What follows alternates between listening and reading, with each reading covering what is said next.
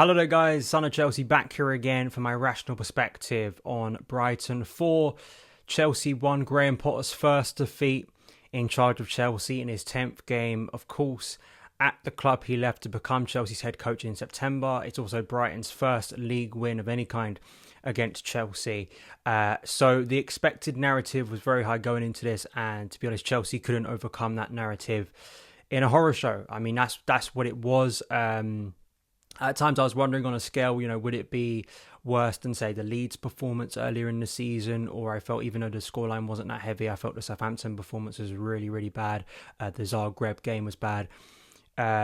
Just really shambolic. And it's for Potter, I think, obviously, it's a reality check. And obviously the narrative and kind of a lot of the focus will be on the fact how reflective it is of, him going back to his old club, who I think we always knew they were going to be pumped up for this game. And it's we could speak about tactics, we could speak about the formation, we can speak about where players are being positioned, if they're being positioned in the right place, and kind of the squad composition of it, whether it's right or not, and what Chelsea need to do to stop having games like this. But I spoke about this against Salzburg, is that earning the right to play away from home, I think, it is quite a key thing, and it's a forgotten thing because it isn't always tactical. And it is just a case sometimes of an opposing team, particularly a team who maybe feels inferior to one of the big six going to their ground.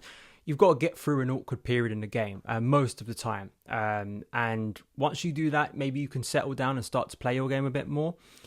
Chelsea just completely failed in that aspect. They were kind of, as much as Brighton were brilliant and were so motivated and inspired to have that performance and have their first win, another thing today that's ironic, their first win under the Zerbi.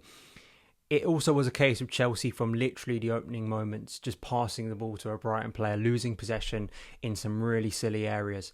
And it's not like this performance and kind of this result is a massive shock. If you actually look at the first halves of the games against Aston Villa, Brentford, Man United, particularly the Villa one where we could have been 2 or 3-0 down. I think we were very lucky that day. Thanks to Kepa Arrizabalaga's goalkeeping, that we got away with it. I mean, similar against Man United, there was similar saves made by Kepa against Brentford. And when you're playing with that sort of danger, that can't continue when you're having those performances. Eventually, you're going to get found out. And Chelsea got found out in a big, bad way today. Looking at the team, he only made 2 changes today, which was less than I expected. So the look of the team wasn't that drastically different. Only Mason Mount and Loftus-Cheek coming in for Jorginho and Pierre-Emerick Aubameyang, obviously the team that started against Salzburg in midweek. So he was kind of going for this very bold, very attack-minded again system where you have Sterling and Pulisic as wing-backs. You're really trying to overload them in the final third. The problem was when you concede 2 goals like that, when you concede a goal like that so early on, of course it just completely changes the game plan. And it was always helter-skelter, it was so unbalanced from Chelsea, and it was always a high-risk strategy against Brighton. I said this yesterday in my preview, that despite what I liked about the Salzburg performance, in the sense that we were, putting players into attacking positions, Chelsea were creating a lot of good opportunities when we got into the final third, really getting around Salzburg press. When Brighton were able to get round our press and smartly do it, there were many occasions where we just outnumbered, and that back three of Cucurella, Silva and Chalobah were so isolated. And, the third goal, which is, a comical part of the disaster, I guess, in a sense, just to sort of compound it, is you can see 2 own goals. The first one's really, really poor from Loftus-Cheek.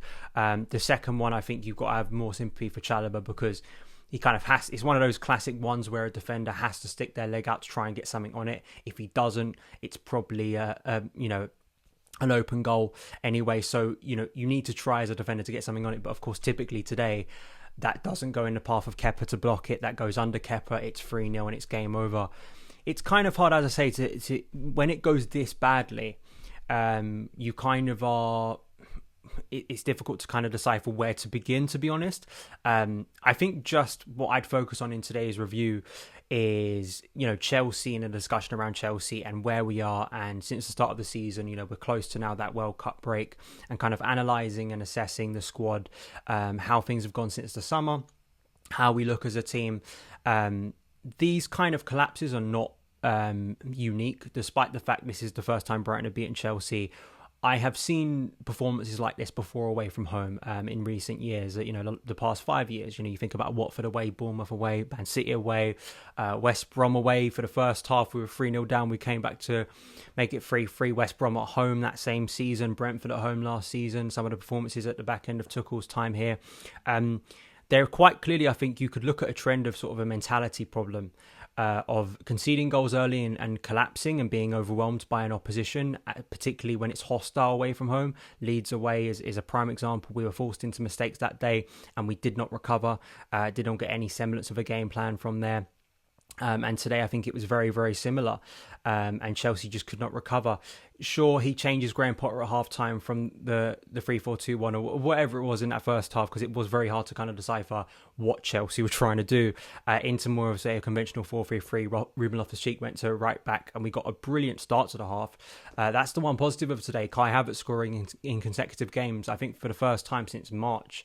So for him, brilliant. And it was a classic striker's goal. He's always been very strong aerially, but later on in that half, Chelsea had other chances that we could have scored. He had a really good one that he should not be blazing over. He should at least be getting that on target. And maybe, if we score a second, there was a period after the Havertz goal where you could sense maybe the anxiety within that Brighton home ground, where it's like the if Chelsea would have got a second, how the game could have turned. But 9 times out of 10, 99% of the time, when you go 3-0 down at half time in the Premier League, in most games, you're done. And that was, I think Chelsea got what they deserved, to be honest, in the end, because we didn't deserve much from the game, and it was a lot of huffing and puffing. And I think Brighton, you always think about sort of game state in these type of situations. If you're 3-0 up at half time, there can be a tendency to drop back and just play on the counter a lot more, which Brighton did. Structurally, the free back, Thiago Silva had his worst game of the season so far today. He was just, when you've got a player like that who's so reliable and so much represents the best of Chelsea, and sort of keeping your head and being ahead of everyone else in terms of the defensive mind, when he's given the ball away so cheaply early on, it's naturally, I think, going to unsettle the players around him, and also, very much give encouragement early on to Brighton, which they probably didn't need already, but it just gave them that extra incentive. And Chelsea in that central area, again, if we pressed up high and we were able to create chances, you saw Conor Gallagher should have scored, Pulisic should have scored, Havertz had a chance in the first half. There are periods where you could see how this system could overload teams without the, I think, tactical intelligence of Brighton. You don't have threats like Trossard, who's having a great season in front of goal, don't have the mobility to get round a press like Chelsea's, and Brighton are very good on the ball, and Caicedo, I thought, was very good in the first half. He was just able to exploit space between Chelsea's defence and midfield over and over and over again. And there are problems that Graham Potter, and I feel like a broken record because I've said this about previous Chelsea head coaches, cannot simply solve, I think, with the players in front of him. And it will come back to what Chelsea did in the summer, again in central midfield. But it's not just that. It's kind of that mentality thing of seeing Chelsea have these collapses several times a season. And now there's pressure, despite the fact that Zagreb is going to kind of be a dead rubber game. Arsenal next week, you're coming up against an informed team who are going to pose similar questions to Graham Potter in terms of, particularly on the left with Martinelli, and just they are a high quality team at the moment, and how Chelsea structurally get round that in what is a big game. And then Newcastle away from home to round things off. Man City away, of course, in the League Cup. So it's things, of course, always look dreadful after a performance like that. We can't say a defeat hasn't been coming, or conceding a lot of goals has not been coming, because you look at 3 out of the last 4 performances, I think, were pretty poor, and Chelsea probably should have conceded more goals. And Kepa was in good form for those. Comically bad day, obviously. The irony of Graham Potter, having his first defeat as Chelsea head coach in that emphatic a manner, and. Yeah, I know you guys in the comments will sort of delve into other areas. I think just my general reaction, obviously, is a bit of shock, because you see your team battered like that. And, of course, compounded by the fact we concede again the 4th goal at the end of the game by Pascal Gross. A really messy goal again. Mendy saves it into an area where it should have been cleared. It isn't cleared properly, and then gets another bite of the cherry and another one. And it just, when you see goals like that going in, it just shows a complete lack of, I guess, focus or just connection to the game, a lack of rhythm, which Chelsea, when you go 3-0 down, when you have that sort of implosion so early on, is always going to be very challenging to get back in a game and really build, particularly against Brighton. So we will see how Potter deals with this. I think there are probably more conversations to be had around the general thing of Chelsea and how the squad looks. Where are we going? Have Chelsea made some mistakes in the transfer window over the summer? What is the squad going to look like this season? What are the ambitions for this season? I'm sure those conversations will naturally come as we get to the World Cup break. But let me know your thoughts in the comments below. Follow me on Twitter at SonOfChelsea, and I'll see you again very soon. All the best.